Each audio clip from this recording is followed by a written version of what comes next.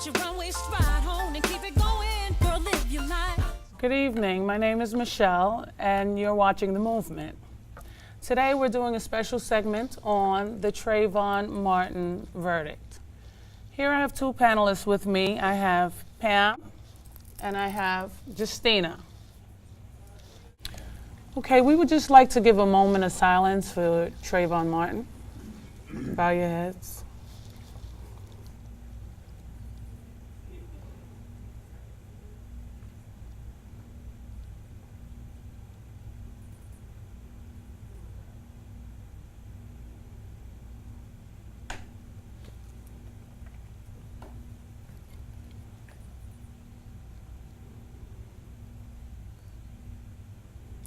So, did you watch the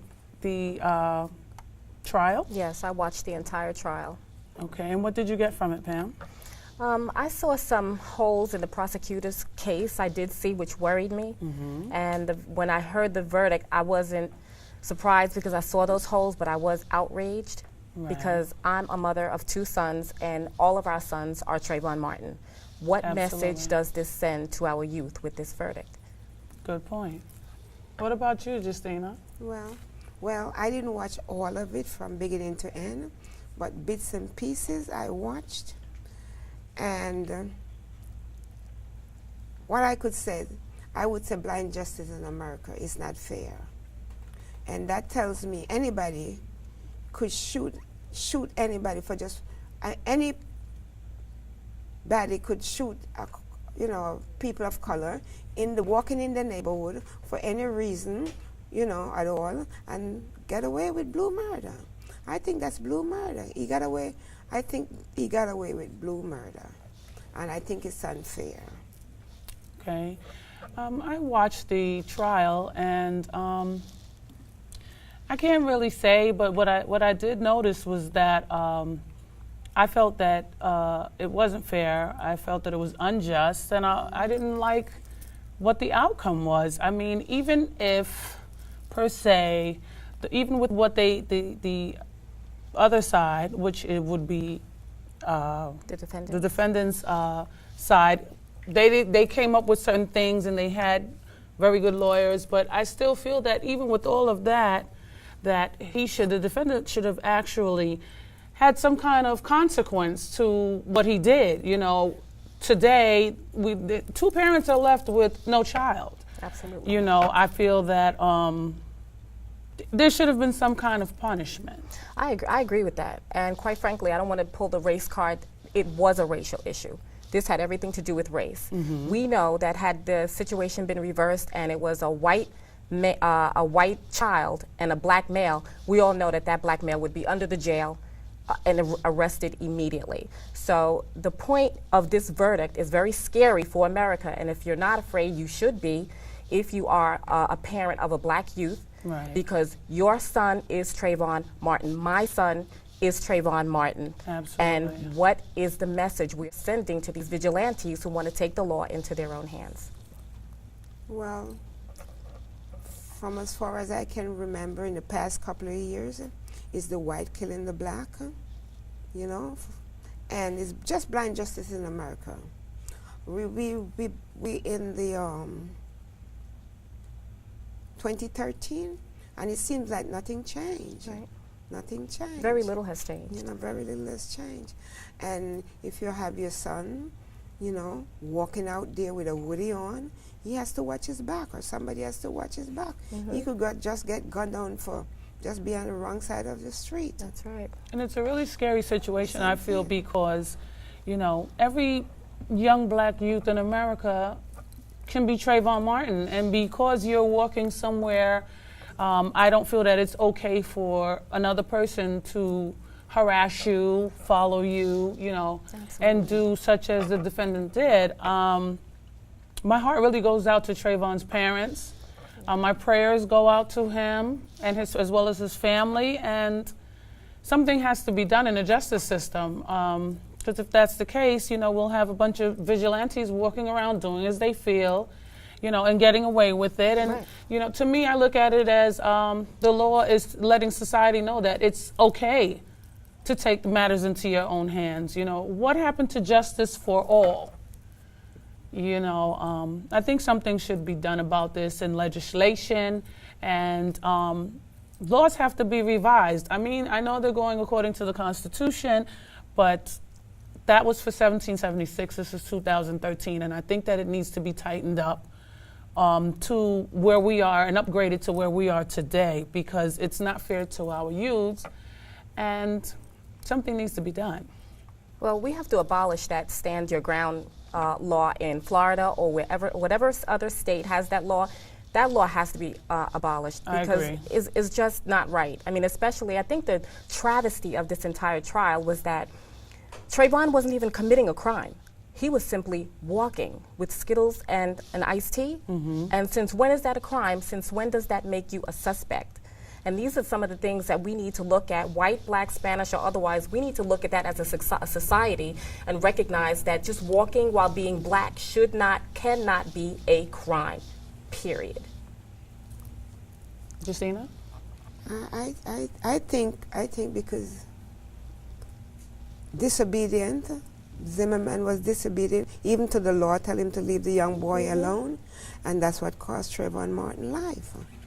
And he get away with blue murder, blind justice. I'm not happy with the system. I am not happy with it. It's not working. It's unfair. It's not working. It's not working for us as people of color. And the law should be changed. Florida, anywhere you go. Right. And victory and justice for all. We're going to take a commercial break.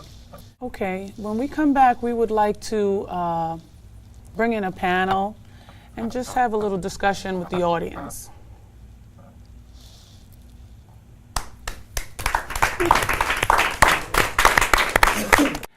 If you would like to contact the movement, you can do so by typing in the movement 205 at yahoo.com. And we're back. We're going to take this discussion over to the audience. Would you like to ask any of the audience members a question? I'd like to ask you, how do you feel as a youth in New York? How do you feel about the Trayvon Martin verdict? Honestly, I felt it's wrong. But then again, I kind of felt that, you know, it was wrong for him to shoot a young youth, especially a minority. But then again, as young black men and women, we put ourselves in a position where we go out killing each other and hurting ourselves. So you can't be mad when someone had the mindset to hurt someone else, because we do it to each other, so why would someone do it to us?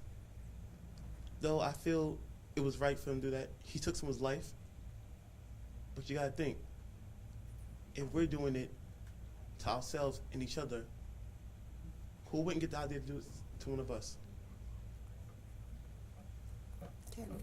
Interesting point. Justina, do you have anything you might want to ask this young man? Well, the word of God says every man gonna get paid according to his work. So whatever you do and you think you get away with it, you're not getting away from God. So he'll have to answer for himself. And I agree with that. Okay, thank you for sharing your views. Thank you. Here we have another young man coming to the panel. Hi, how are you today? Good. Can't hear you. Good. Good. Would you like to ask him something? Yes, if Trayvon Martin was your brother, how do you feel about the verdict? I would say that justice wasn't properly served because, you know, like if I had a brother. Speak up a little louder. If I had a brother, that I would want justice to be served to avenge him. Okay.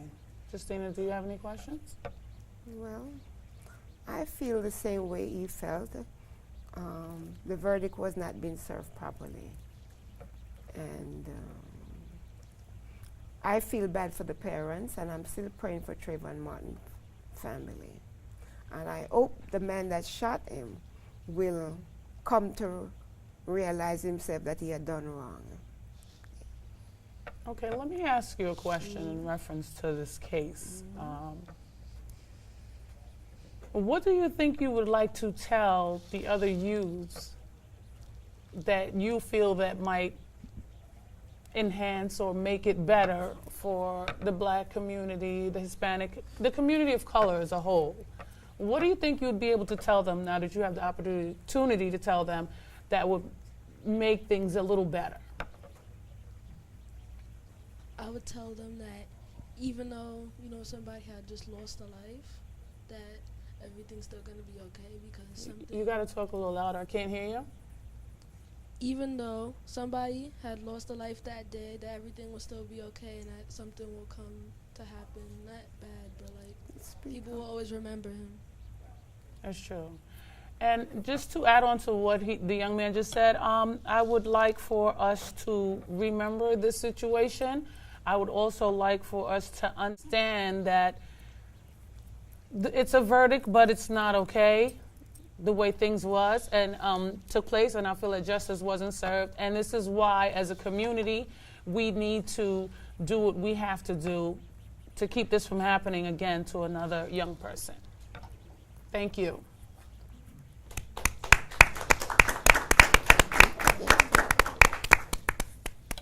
You know, I have to say that, you know, being a mother is a really hard job. And then when you see your child get killed, your child is murdered. Yes.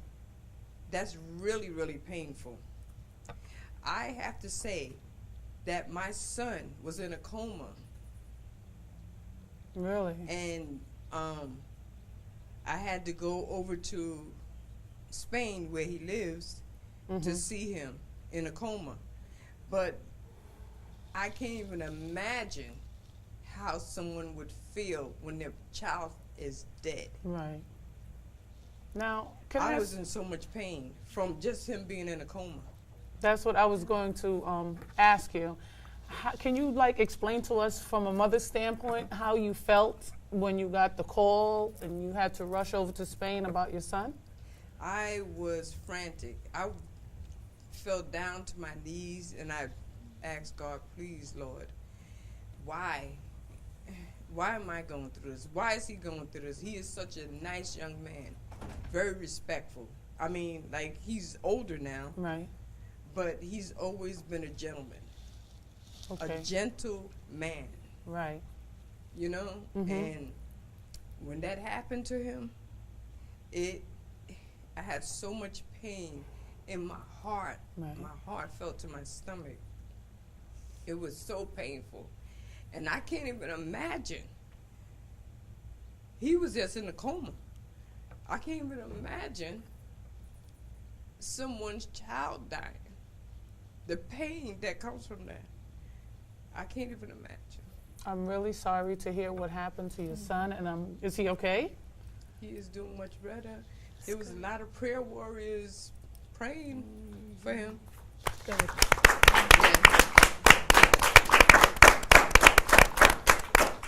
So I am grateful, but I'm sad that this kind of racial tension is still surfacing.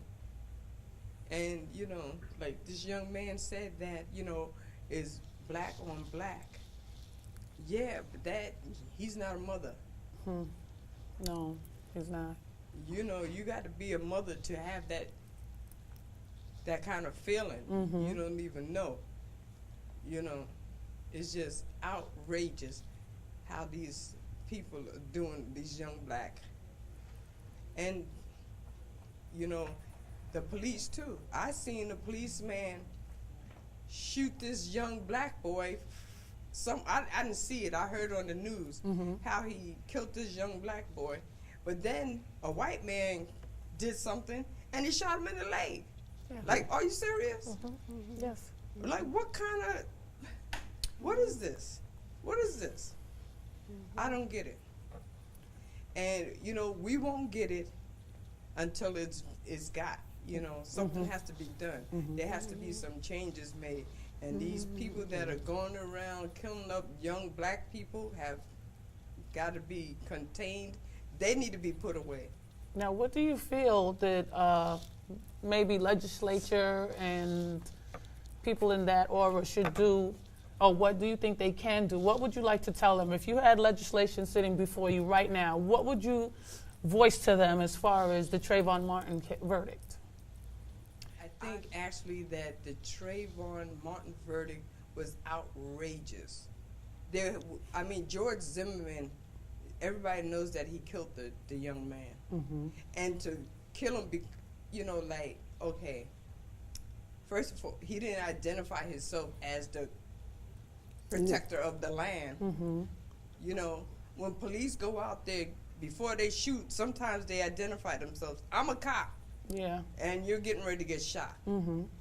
You know, he didn't even give Trayvon Martin that little piece of information so he could say, I'm just walking over here to my father's house. Right. I ain't trying to do nothing. Why you keep following me, though? Walk me to my father's house. See how simple that is? Something as simple as dialogue. Yeah. Trayvon Martin could have been here today. You're absolutely right. And what I heard was that him and his wife had a little beef a couple of days before, so he was all pissed off. Right. You know, like, things that other people do to other people, people don't know. Like, I got on the bus one day. I had just finished having an argument with a family member. Mm-hmm. I got on the bus. I sat down in the front, and this white lady was over there. And I sat down. I just, I was like all pissed off from the family member argument. Mm-hmm. And she said, "Oh, miss, are you sitting too close to me?" Excuse me? You having problems? Do I look like I need you to be messing with me? I said, I'm not messing with you. Don't mess with me. Do not mess with me. So she just got up and moved to the next seat. And I said, that's all you had to do. Mm-hmm. You don't mess with people because you don't know what's going on in people's head. Absolutely. You know? He didn't know what was going on in Trayvon Martin's head. He didn't even ask him. And the sad thing is Trayvon Martin didn't know what was going on in his head because he evidently is a sick individual. All he knew was that he was following him. That's all he knew. And that's exactly what he was doing. Mm-hmm. And something should have been, like, what you said, what is that? Stop your grounds or whatever that is? Stand your ground. Stand your ground. What ground was he standing? All over the property?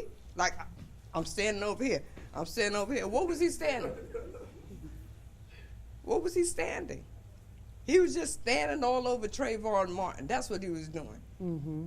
And I'm sick of these people. Done. Sick. Okay, can I ask you one more? Are we allowed to talk? Are we allowed to talk? Yeah. Can I just ask you one more question? What would you like to say to Trayvon Martin's parents at this point in time? You know what? What I would like to say to them is that I love y'all for coming out and letting the people know that this is what's going on. There is no reason why young black children should be getting killed in quiet. Yes. You know, when young black kids get killed in quiet, we don't know what's going on. So it continues. Yes. You know, voices got to be heard. People got to be saying stuff so people can hear other. It's just not right. It's not right. And I love you guys, and I'm glad you guys are standing up for your right, standing up for your son. I would do the same thing. Is there anything you would like to ask this young lady, Pam? I just agree with what you've said, and I feel the pain that you feel. I think that the pain has resonated around the world with mothers and fathers because apparently black youths are automatically suspects. Mm-hmm. Suspects no matter what you're doing. So I just say to the youth, there's nothing that you can do differently, because Trayvon wasn't doing anything. He wasn't committing a crime. He was not harassing anyone. He was simply walking home. So at this point, it's very scary to think that you cannot be committing a crime and you can still be gunned down for no reason.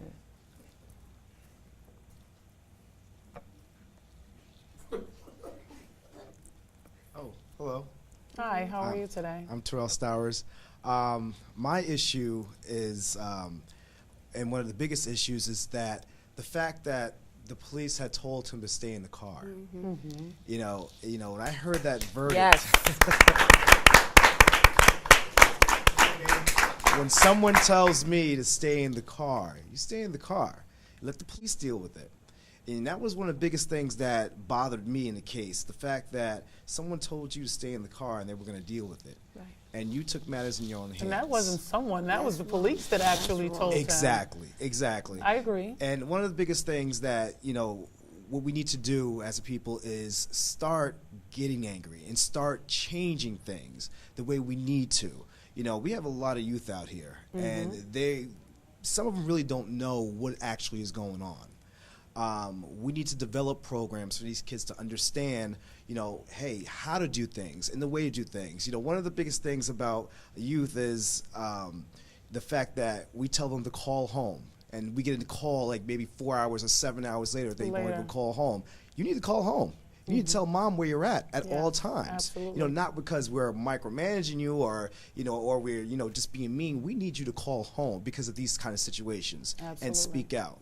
So that was just on my mind. That really bothered me, the fact that, this case is kind of close-ended, and the fact that, the police told you not to pursue. So that's all I had to really say. It's good.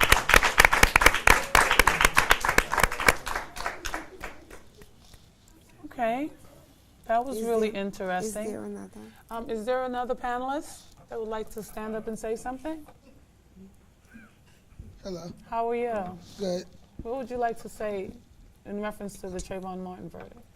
I would just like to say I don't think the verdict at all was fair. I think it was horrifying that he was deemed not guilty for, like, as the other young man just said, after the police said stay in the car. I don't understand why would you still get out the car after that was already told to you. And then it kind of makes me look at me and my other peers and everything as, so should we not be walking down the street with hoodies on? Should we not go to the store? Should we not? Because at this point in time, it makes us feel like, it makes me feel like I can't walk anywhere because I might be getting followed to be shot for something that I'm not even doing or committing any crime to. Very I good feel like point. with the laws, it's not justice for all, it's just justice for whites right about now. There's no justice for minorities or any black individuals, no anything, because at the end of the day, if it was, the man that shot Trayvon Martin would be locked up because there was no reason for him to take his life.